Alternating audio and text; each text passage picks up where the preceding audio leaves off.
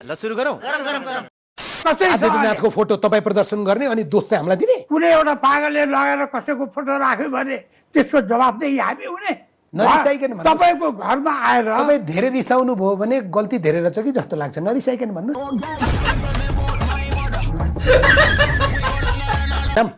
सम्झाउनु यो पर्दैन। उमेरमा पनि तपाईँको स्मृति यति बलियो छ। त्यो गर्ने म मलाई के सम्झाउनुहुन्छ? नागरिकता बेच्ने शर्तमा पैसा लिने तपाईँ भने विद्युतको बक्यौता उठाऊ, उद्योग बन्द गरेर होइन, बकौता त पेटमा लात मारेर तपाईँले होइन। पनि नत्थी लगाएर उठाउनु पर्छ क्या। नत्थिनेलाई कान समातेर ल्याएर विद्युत प्राधिकरण पैसा तिर, होइन भने बिजुली काट्छु भनेर हिम्मत गर्नुपर्छ। जसरी कुलमान घिसिङले लाइन काट्नुभयो नि। ये बड़ी अच्छी बात कही। यो त सेटिङ यस्तो भयो के भयङ्कर। तपाईँले? मैले तपाईँलाई सोधेको तपाईँको नियतमाथि प्रश्न होइन कि तपाईँले त्यो देख्नै पाउनु भएन, ठम्म्याउन सक्नु भएन, होइन, त्यस्तो अथवा तपाईँ पनि त्यो कमिसन लिइराख्नुभयो, के गर्नुभयो?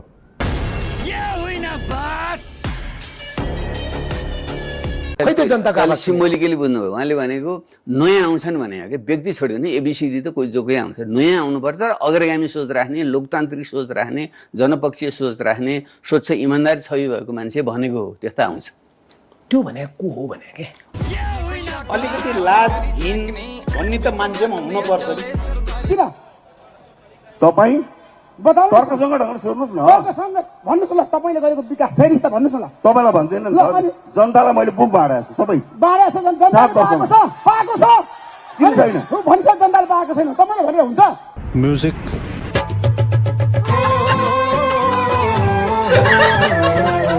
पहिला बिजुली मात्रै किन्थ्यो भने अहिले बिजुली बेचिरहेको छ। यति भएपछि एउटा कार्यकारी निर्देशकले तपाईँको मन्त्रालयको तपाईँ अन्तर्गतको कर्मचारीले त्यति गर्दाखेरि मान्य मन्त्रीज्यूले यु आर डुइङ गुड भन्नु पर्यो नि।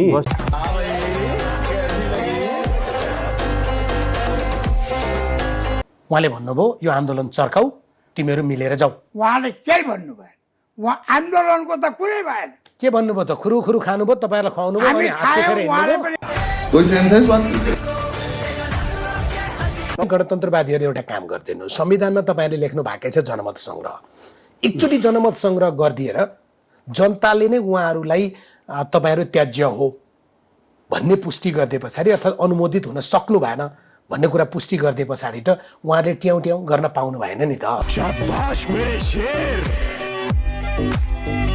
तपाईँको शासन व्यवस्थामा, तपाईँको सङ्घीय लोकतान्त्रिक गणतन्त्रको व्यवस्थामा गराएका चुनावहरूमा राजावादीहरू त कहाँबाट आउँछन्? तपाईँहरू आज हिम्मत गर्न सक्नुहुन्छ कि ल राष्ट्र संस्था र चाहिँ नि गणतन्त्रको सन्दर्भमा जनमत सङ्ग्रह गरौँ? त्यो हिम्मत छ? ये बड़ी अच्छी बात कही। विगत 30 वर्षमा नभएको काम कोशी प्रदेश सरकारले गरेको छ। अब आउनुहोस्, म है, तपाईँले के गर्नु भन्नुहोस् न। तपाईँ होइन है, भन्नुहोस् न, मलाई के देखाउनु? जनतालाई भन्नु क्षेत्रको तपाईँ। मलाई देखाउनु पर्दैन। मुख्यमन्त्रीले मलाई प्रश्न सोध्नु। सुन्नुहोस्। जनतालाई भन्ने हो तपाईँ। त्यसो भए- जनताको मुख्यमन्त्री हो त्यसो तपाईँ। भए मजा आया। पूर्व राजा ज्ञानेन्द्र शाहसँग एकचोटि मात्रै भेटघाट भयो भन्नुभएको छ। अहिले पछिल्लोचोटि त धेरैचोटि भेट भयो। धेरैचोटि भएको छैन। अस्ति लन्च खान बोलाइ बसिया बेला लन्च खाएको कि लालीपप खाएको?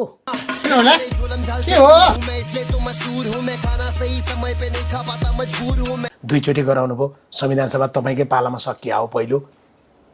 त्यसमा अब यस्तो विषय त भरौँ त 50औं विषय जनमत सङ्ग्रह हुन्छ, त्यो त नजाउँ। आवश्यक पर्दा गर्न सकिन्छ। जनमत सङ्ग्रह गरियो भने गणतन्त्रवादी पराजित हुन्छ भन्ने चिन्ता छ।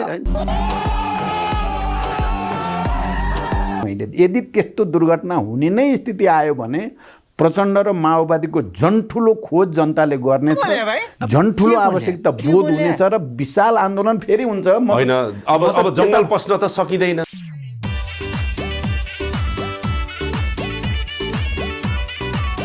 मैले प्रश्न देखिरहेको छु। तपाईँ बालेनसँग, बालेनलाई काँधमा बोकेर तपाईँको टाउको बालेनको अपेक्षा। अनि म व्यक्तिको कुरा गरिराखेकै छैन। बालेन आजको दिनमा व्यक्ति होइन भने, बालेन आजको दिनमा एउटा विचार हो, उत्साह हो। ये बड़ी अच्छी बात कही। हाम्रो देशमा माफियाको कुरा आउँछ, बिचौलियाको कुरा आउँछ, बालुवाटारमा बिचौलियाको एक्सेस छ, तपाईँलाई थाहा छ। साकेजी अनि बकौता तिर्दैनन्, उनीहरूलाई कारबाही हुँदैन उद्योगपति व्यापारीलाई। हामी तपाईँ अहिले पनि उद्योगपति व्यापारीको पक्षमा दीपक खड्का ऊर्जा जलस्रोत तथा सिंचाई मन्त्री नेपाली कङ्ग्रेसको नेता मान्य सांसद, विनोद चौधरी नेपाली कङ्ग्रेसको मान्य सांसद, सुनिल शर्मा नेपाली कङ्ग्रेसको मान्य सांसद, होइन? डग डग डग डग हाइड्रो पावरको आयोजना जति आफ्ना मान्छेलाई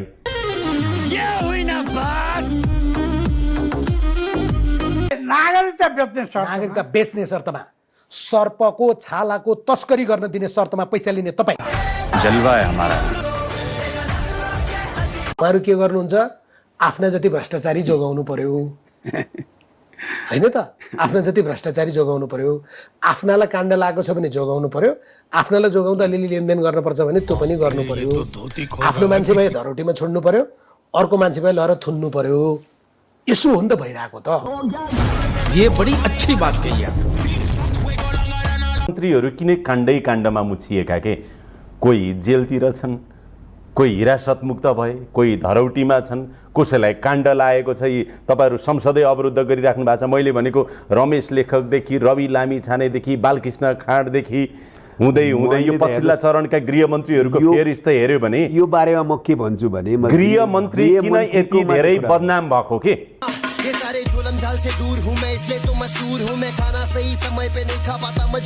यो आन्दोलनमा जति खर्च भइरहेछ त्यो चाहिँ सीमा पारीबाट आउँछ कि निर्मल निवासबाट आउँछ?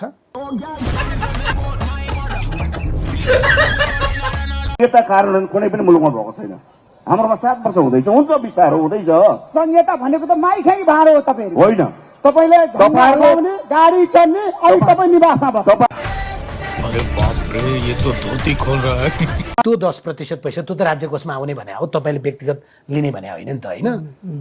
त्यो अनुमति दिनुभएको 10 वर्षसम्म अर्को कम्पनी खोल्न नपाउने गरी त्यो पैसा आयो। अर्को मात्रै हैन, संहिताले के गर्यो भन्नु देशमा विकास कहाँ गर्यो मलाई देखाउनु। तपाई मुख्यमन्त्री भएपछि तपाईले गरेको विकास 1 2 3 भन्नुस्। संहिता तपाई म्यूजिक।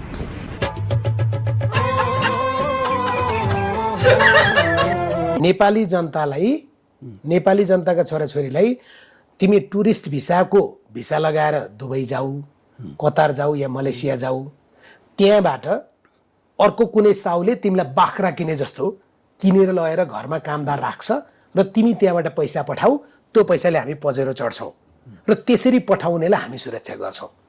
यी हुन् गणतन्त्रका नायक र नायकी, होइन? जलवा है हमारा। हाम्रो पक्ष के देख्नु? हजुर, त्यो त कहाँ देख्नु सकिन्छ र? त्यो देख्नको लागि त हुनु पनि पर्यो नि, होइन? उहाँको नराम्रो पक्ष नै छैन। नराम्रो पक्ष नै छैन। छैन। त्यसो एउटा गीत गाउनुहोस्। ए भाइ के बोले र म पूर्ण विश्वासकी छु भने तपाईँ आगामी दिनमा हराइसक्नुभयो। तपाईँ त अब गोर्खाको खोप्लाङतिर खोज्नुपर्ने ठाउँमा पुगिसक्नुभयो। मजा आया। आलेन शाह 6 महिनादेखि कार्यपालिकाको बैठक राख्न नसकेर बस्नु भएको छ। रवि लामिछाने भैरवामा लामखुट्टे मारिरहनु भएको छ। राजावादी त हुँदै हुन्न भन्नुहुन्छ तपाईँ? हैन, त्यो जनताको आवाज सिम्बोलिक। ये बड़ी अच्छी बात कही आप।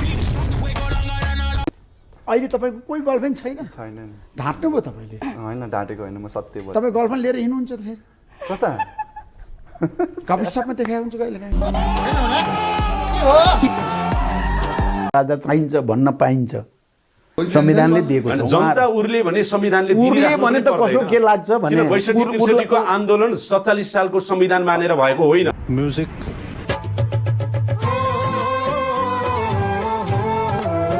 ती भूलकालाई त उहाँहरूले बन्द गरिदिइसक्नुभयो। कसैलाई अदालत लगाएर होला, कसैलाई अख्तियार लगाएर होला, कसैलाई केही लगाएर बन्द गरिदिइसक्नुभयो, तर्साइसक्नुभयो। हाम्रा बारेमा आँखा तान्यौ भने तिम्रा आँखा फोडिदिन्छौ भनिसक्नुभयो।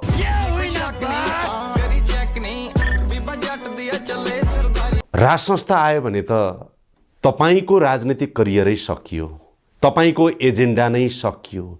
तपाईँको 52 सालदेखि गरेको सशस्त्र युद्ध र यहाँसम्म गणतन्त्र ल्याउनेसम्म यो सबै गरेको, सबैभन्दा कसैको केही सकिन्छ भने सर्वनाशै हुन्छ भने राजनीतिक रूपमा त्यो प्रचण्डको हुन्छ। केही नै बाँकी रहँदैन नि। त्यसकारण तपाईँ डराइराख्नु भएको छ। ये तो धोती खोल रहा है। आउँछ 84 त निर्वाचन आउँछ। यिनीहरूले जित्छन्, पैसा यिनले बाँड्छन्, पहिलो कुखुरा यिनले बाँड्छन्, अब हामीले जनतालाई गाउँ सचेत कब्जा यिनले गर्छन्, गुन्डा यिनले लिएर जान्छन्। तपाईँ जस्ताले चुनाव जित्दैनन्। मजा आया। राजतन्त्र, कुनै न कुनै रूपको राजतन्त्र, सबै विषयमा जन्म सङ्ग्रह गर्ने हो त मा पनि नजाउँ। यति दुईटा विषयमा एकपटक इतिहासमा जन्म सङ्ग्रह गरिदिउँ न त। संविधान सभा नि इतिहासमा एकचोटि हुन्छ भन्ने थियो, दुईचोटि गराउनु भयो।